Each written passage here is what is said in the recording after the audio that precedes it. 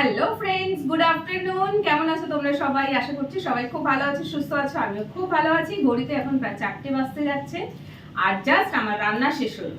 আমি খেতে বসবো এবারে, বাট তার আগে ভাবলাম তোমাদের সাথে শেয়ার করি আজকে দুপুরে লাঞ্চ কি খাচ্ছি। বেশিরভাগই আমি তোমাদের সাথে শেয়ার করি হয় ঘি আলু সিদ্ধ ভাত, ডিমের অমলেট ভাত, ওটস, ডিম টোস্ট অর ছাতু। বাট যেদিনকে আমি কিছু রান্না করি সেদিনের রান্নাটা কিন্তু একটু স্পেশাল হয়। মন দিয়ে যেদিন রান্না করি সেদিন একটু স্পেশাল হয় আর একটু নতুন জিনিস বানানোর চেষ্টা করি। আর তার সাথে এটাও চেষ্টা করি কুকিং ব্লগ বানাবার। কারণ তোমরা অনেকে আছো যারা আমার এই সামান্য অতি সাধারণ কুকিং ব্লগগুলোকে অনেক অনেক বেশি পছন্দ করো, রিকোয়েস্ট করো কুকিং ব্লগের জন্য। একেবারেই সামান্য বলছি, সরি, সাধারণ হয় আমার কুকিং ব্লগগুলো।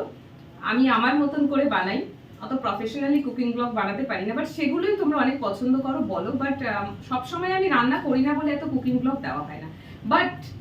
বাট আজকে আমি একটা স্পেশাল রান্না করেছি, সেটা হচ্ছে দই চিংড়ি। দেখতে পাচ্ছ সামনে রাখা, একবার লুকটা তোমাদেরকে দেখিয়ে দিই।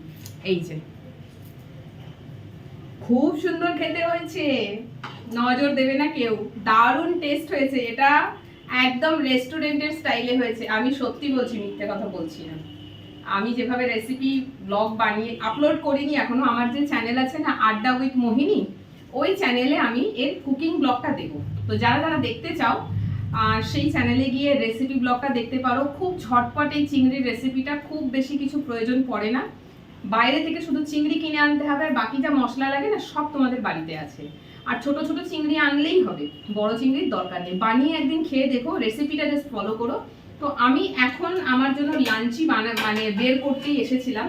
তো বের করতে এসে তখন আমার খেয়াল হলো যে তোমাদের সাথে শেয়ার করে নেওয়া যাক ব্লগটা। আজকে আমি দুপুরে কি খাচ্ছি। সবসময় তো ওইসবই দেখাই, এবার যেদিনকে একটু ভালো খাবার খাই সেদিনকেও তো তোমাদের সাথে সেটা শেয়ার করতে হয়। তো যাই হোক, ভাত বানিয়ে রেখেছিলাম অনেক আগে।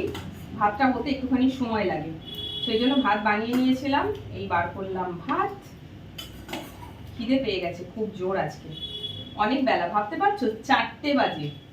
যারা দুপুর 12টায় ভাত খেয়ে নেয় তারা না এই 4টের সময় চা খেতে বসে, আর আমি আজকে এই সময় ভাত খাচ্ছি। বাট চলো, তাও ভাত খাচ্ছি তো, নইলে আমার ভাত খাওয়া হয় না। ভাতের জায়গায় আমি খাই ডিম টোস্ট। চলো, কোনো ব্যাপার না। এবারে আমি একটু মেন যে জিনিসটা আজকে সেটা এর মধ্যে তুলে নিই। প্লেটটা না একদম উপচি করে ভরে গেছে। খুব সুন্দর টেস্ট হয়েছে। রান্না করার পর আমরা সবাই একটু টেস্ট করে দেখি, আমিও দেখেছি। খুব সুন্দর, গ্রেভিটা তো জাস্ট অসাধারণ হয়েছে।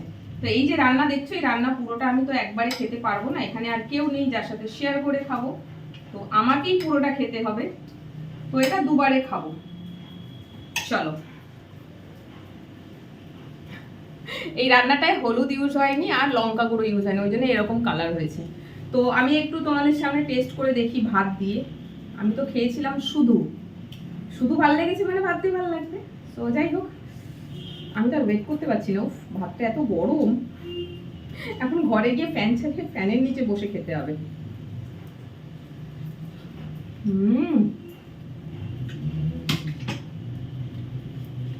দারুণ হয়েছে খেতে। তো তোমরা একটু ওয়েট করে যাও, রেসিপি ব্লগটা খুব তাড়াতাড়ি আমার আড্ডা উইথ মোহিনী চ্যানেলে আপলোড করে দেবো। তোমরা চাইলে সেখান থেকে এই রেসিপি ব্লগটা দেখে বাড়িতে ছুটির দিনে একদিন দই চিংড়ি বানিয়ে খাও, বউকেও খাওয়াও। বউকে একটু রান্না বান্না করে খাওয়াও, বউ খুশি থাকবে। আর সঙ্গে আমার এই রেসিপিটা দেখে বাড়িতে ছুটির দিনে একদিন রান্না বান্না করো, বউ বাচ্চা নিয়ে বসে বসে খাও, দেখবে বউ বলবে আরে বাহ, কোথা দিয়ে শিখেছো এত সুন্দর একটা রেসিপি। তখন আমার নামটা বলে দিও, ঠিক আছে? আমার নামটা বলে দিও যে বং বিউটি চ্যানেল থেকে ওর রেসিপিটা আজকে আমি তোমাকে বানিয়ে খাইয়েছি।